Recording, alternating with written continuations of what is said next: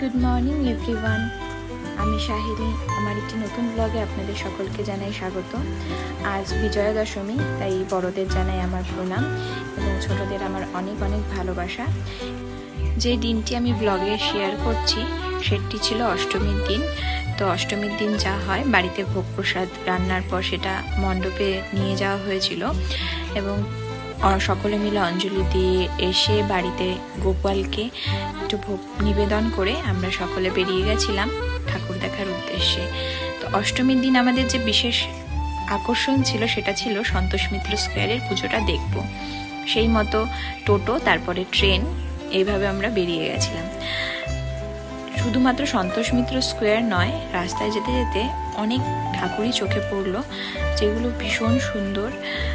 শুধুমাত্র প্রতিমা দর্শনই নয়, আমার কাছে যেহেতু কলকাতার পুজোটা এবছর প্রথম, তাই প্রতিমা দর্শনের সাথে সাথে কলকাতাটাকেও ঘুরে দেখতে থাকলাম এবং কিছু ছবিও তুলে ফেললাম যেগুলো স্মৃতিতে থাকবে।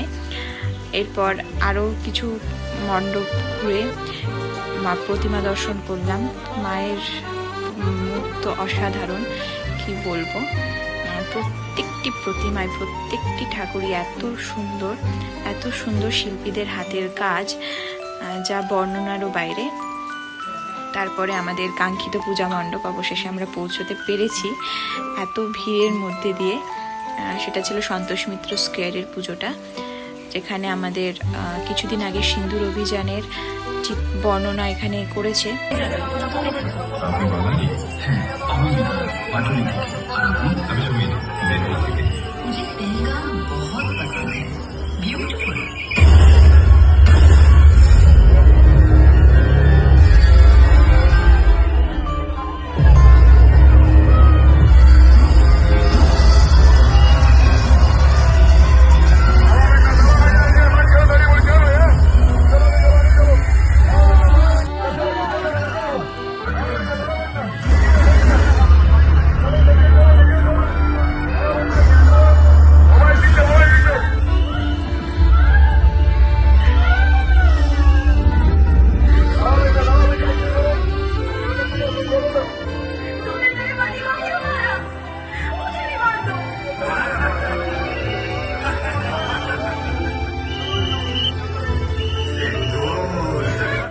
এইভাবে দেখতে দেখতে আমরা অবশেষে মণ্ডপের ভেতরে প্রবেশ করছি এবং আস্তে আস্তে মায়ের প্রতিমা দর্শন করছি, যেটিও অসাধারণ সুন্দর ছিল।